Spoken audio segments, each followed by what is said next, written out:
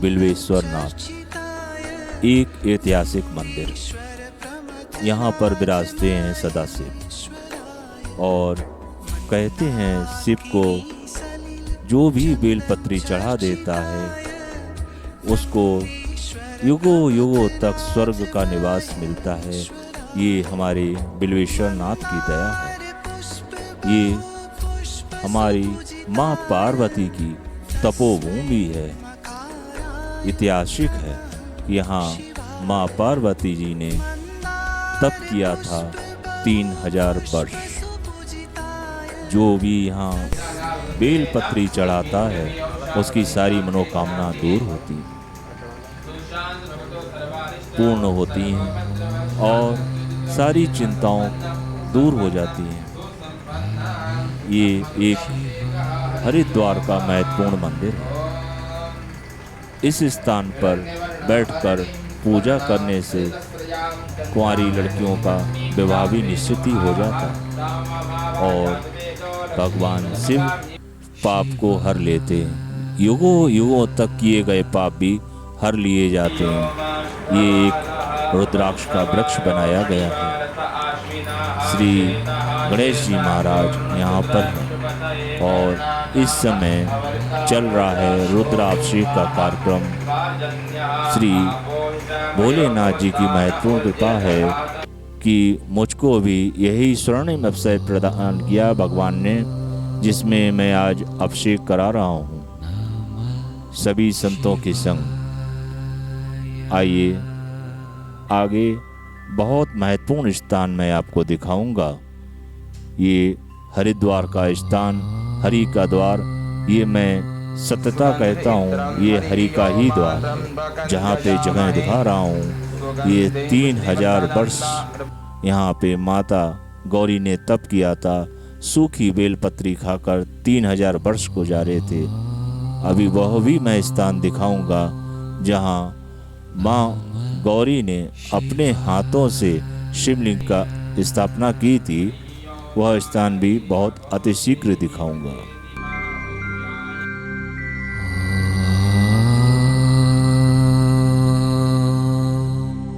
नमः शिवाय।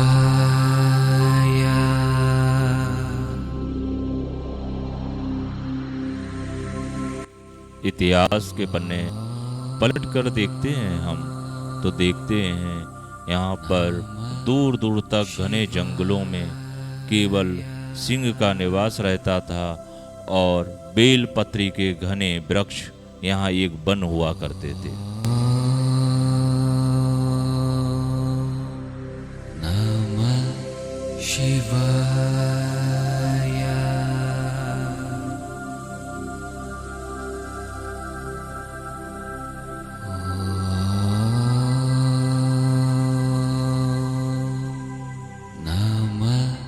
शिवाय।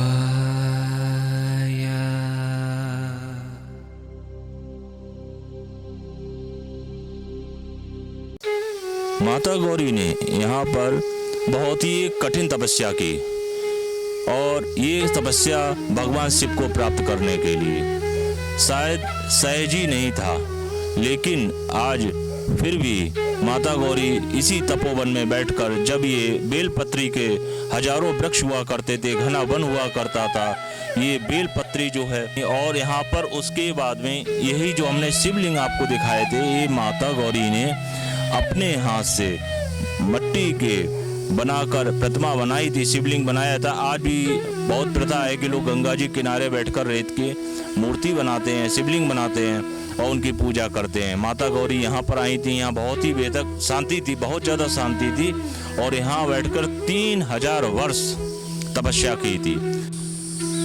महाराजा दक्ष के 2 पत्नियाँ थीं। पहली पत्नी थी प्रसूति और दूसरी पत्नी थी बीरणी। जो प्रसूति थी उसकी 24 कन्याएं हुई और जो बीरणी थी उसकी 60 कन्याएं हुई और इस प्रकार से उनकी महाराजा दक्ष की जो कन्याएं हुई वो 84 थी। जो राजा दक्ष थे उनकी पत्नी प्रसूति की कन्या सती और सती का दूसरा रूप पार्वती। और मैं गाइड्स आपसे बात पूछूंगा, आप बता सकते हैं कि माँ पार्वती जी के कितने पुत्र थे या शंकर जी के कितने पुत्र थे? मैं जानता हूँ आपका उत्तर आएगा 2, एक तो गणेश, दूसरे कार्तिकेय। लेकिन ये सच नहीं है। शंकर जी के 6 पुत्र थे और मैं उनका नाम बताऊंगा, आप नोट कर लीजिएगा। पहले हैं गणेश, दूसरा नाम आता है कार्तिकेय और तीसरा नाम आता है शुकेश, चौथा नाम आता है जलंधर और 5वें पुत्र जो होते हैं अयप्पा, जो दक्षिण में पूजे जाते हैं, और 6ठे पुत्र हैं भौम। इस प्रकार से माता पार्वती के 6 पुत्र हुए और माता पार्वती के 107 जन्म हुए, आपको मालूम होना चाहिए। मैं आपको सारे रहस्य खोलूंगा।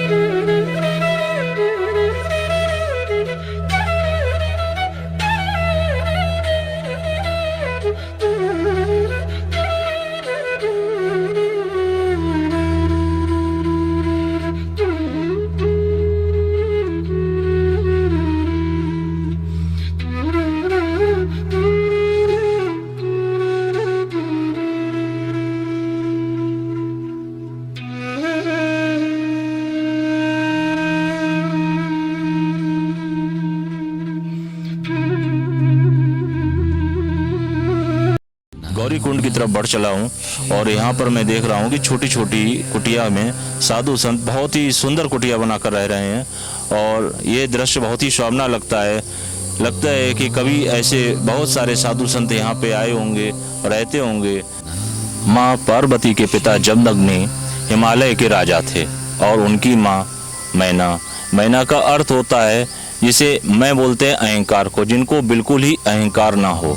उनकी पुत्री थी श्री माँ गौरी। गाइस, मैं यहाँ पर आ गया हूँ बिल्वेश्वर महादेव जी में।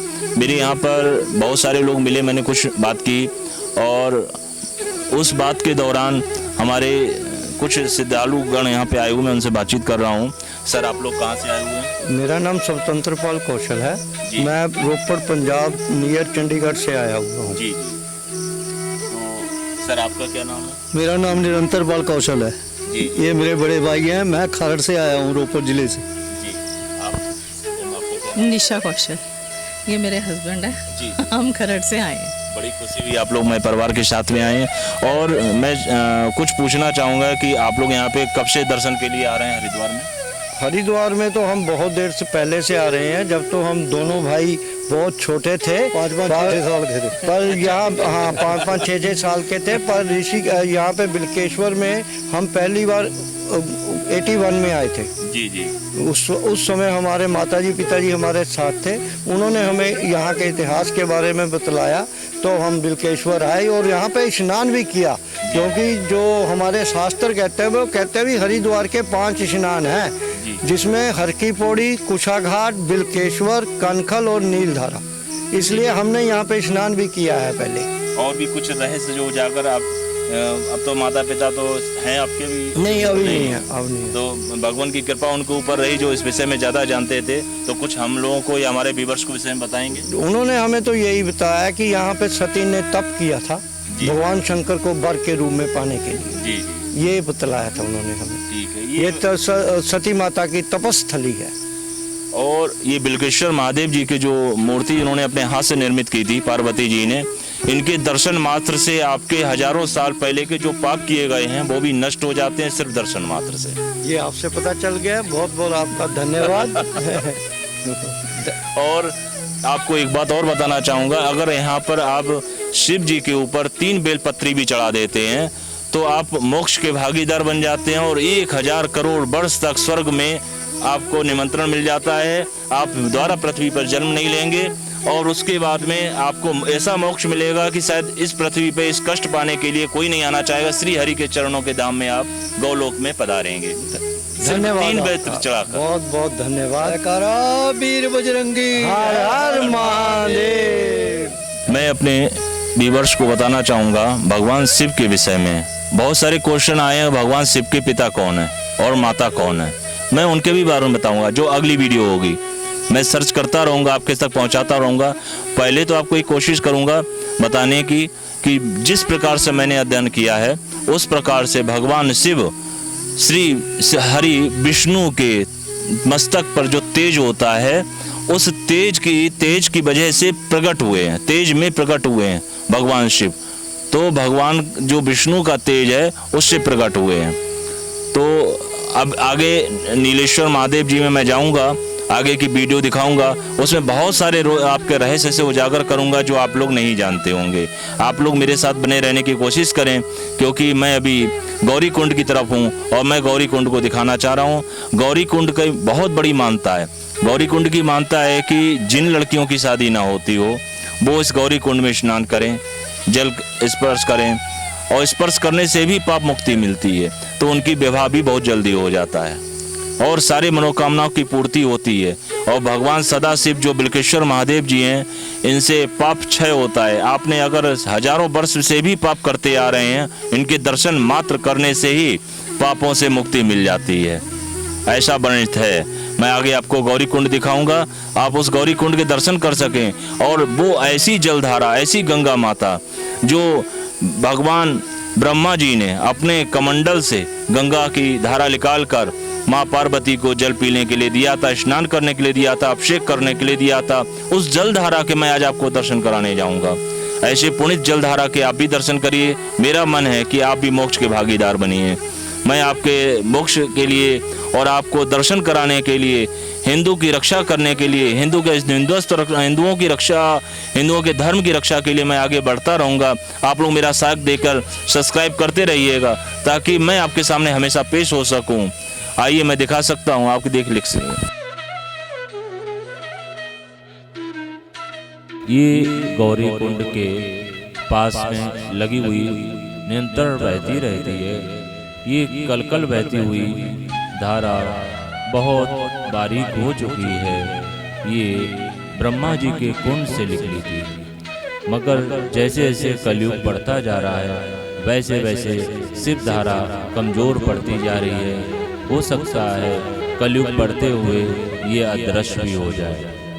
इस पुण्य दर्शन के लिए आप जल्दी से आकर दर्शन कर लीजिए या चैनल के सब्सक्राइब करिए। इसी शिव धारा में माँ गौरी ने कभी स्नान किया था और अपने केशों को भी धोया था।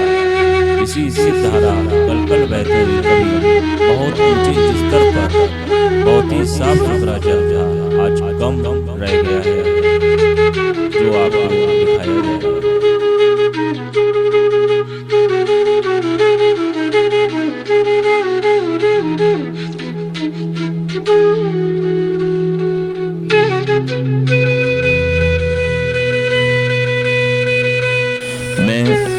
चित्रेश गौड़ सैर सपाटा हरिद्वार चैनल से जुड़ा हुआ। मैं यहाँ पर गौरी कुंड में आया हुआ हूँ। एक महात्मा जी मुझको मिले हैं जो इस गौरी कुंड के विषय में मान्यता की बताएंगे और मैं उनसे पूछा जो महात्मा जी आपको प्रणाम और आशीर्वाद मेरे भक्तों को देते हुए आप ये बताइए गौरी कुंड के विषय में जो मान्यता उसके विषय में बताइए। गौरी कुंड की जो महानता है इनकी जो जितना बखान किया जाए उतना ही कम है। जी जी बिल्कुल सही कह रहे हैं। और माता स्वयं आदि शक्ति ब्रह्म स्वरूपनी परमेश्वरी ने यहाँ पे महादेव जी से विवाह रचाने के लिए यहाँ पे तपस्या किया है। और सबसे बड़ी बात जो ये है कि यहाँ के जो गौरी कुंड का जो जल है उनकी बड़ी यह विशेषता है। जैसे कई लोग आते हैं अपनी मनोकामना लेकर के, तो वो लोग स्नान करते हैं। जैसे किसी को ग्रह पीड़ा होती है, चर्म रोग होता है, कोहड़ होता है, भूत प्रेत से पीड़ित होते हैं और जिन कन्याओं की शादी नहीं होती है और इसी प्रकार के और भी बहुत सारे मतलब जो है रोग होते हैं, जो परेशानियां होती है, वो स्नान करने से, आचमनी लेने से और उनके बाद जो है माता जी का पूजन करने से वो सब दूर हो जाते हैं। सबसे बड़ी विशेषता यही है। बहुत सुंदर जानकारी आपने दी हमारे भक्तों को, और जान के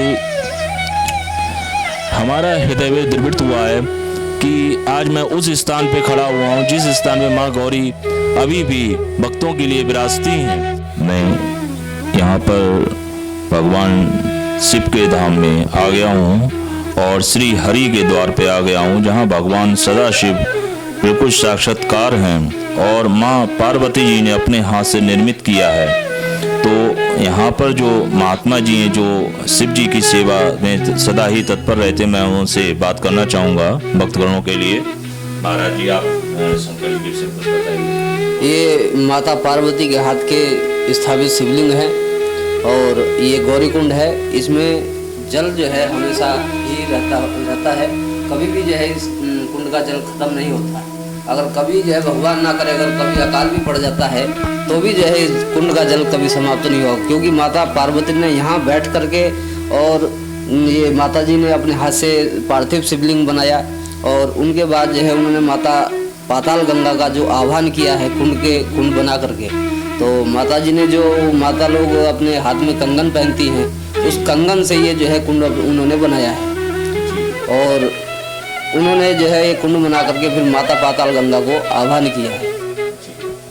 और आप बता रहे थे जो मोक्षदानी गंगा जो निकली हैं, जिनके छू लेने से माँ से पाप मुक्ति मिलती है, वो गंगा जी क्या यही वो गंगा जी हैं और इनसे जो है वो जो आपने देखी जो धारा है वो शिव धारा है। वो शिव धारा, उस नदी का नाम जो शिव धारा है और इसी जो है वो निकली हुई है। और जैसे कि आप ये देख रहे हैं, ये उसी टाइम के स्थापित हैं। ये इधर की तरफ गणेश जी हैं और इधर की तरफ भैरव जी। आप देख सकते हैं जब गणेश जी हैं और ये भैरव जी, दोनों ही यहाँ के द्वारपाल हैं और लक्ष्यपाल हैं। दोनों ही बड़े विचित्र खेल खेलते हैं यहाँ पर। और यहाँ पर जो है नागराज भी आते हैं, कभी अगर मौका लगे तो आएंगे तो आपको दर्शन भी होंगे उनके। तो उनका भी निवास यहीं पर है।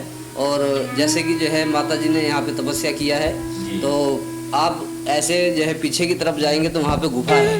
उस गुफा में माता जी ने विश्राम किया था।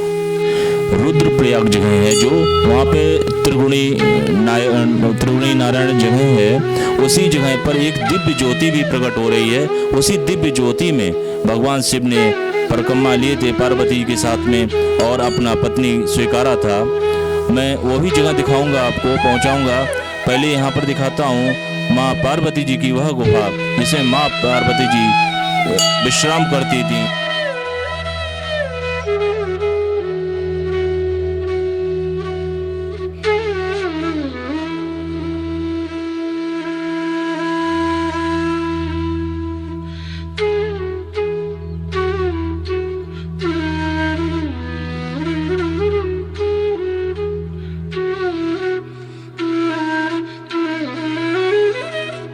माँ की जय हो।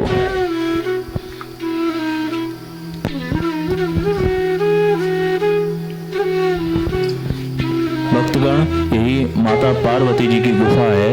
माँ पार्वती जी यहाँ विद्यमान होती थी आकर थोड़ा सा आराम करने के लिए। आप लोग बाद में आइएगा। जय हो। महाराज जी, इस गुफा के विषय में कुछ बताइए।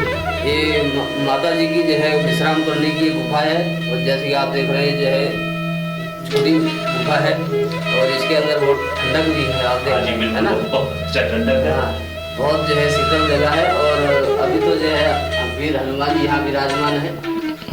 तो जैसे कि गुफा है तो माता पार्वती ने यहाँ पे विश्राम किया था जी। तो जैसे वहाँ तपस्या करते थे तो थक जाता है, तो इसलिए जो है वो विश्राम करने के लिए ये गुफा है।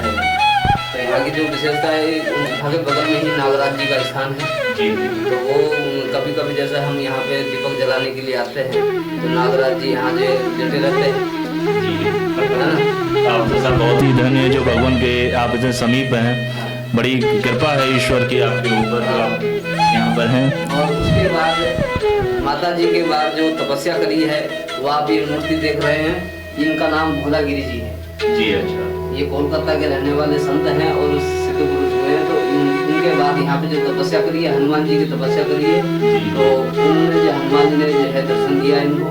जी। तो आप इनका आश्रम भी देख सकते हैं, भोलागिरी नाम से आश्रम है हरिद्वार में। तो जैसे कि जो नवरात्रे आते हैं, गुप्त नवरात्रे आते हैं, तो साल में 4 नवरात्रे होते हैं। तो 2 नवरात्रे तो जो है विशेषकर जानते ही हैं लोग, पर गुप्त जो नवरात्रे होते हैं उनको विशेष आदमी जैसे जो है साधक लोग ही जानते हैं। तो उन नवरात्रों में यहाँ पे आते हैं लोग, अपनी साधनाएं सिद्ध करते हैं।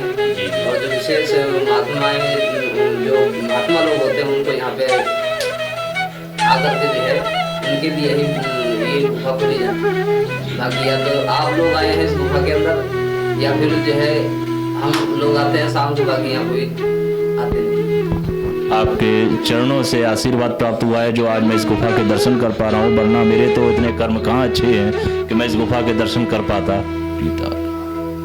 सीता रामा, सीता रामा।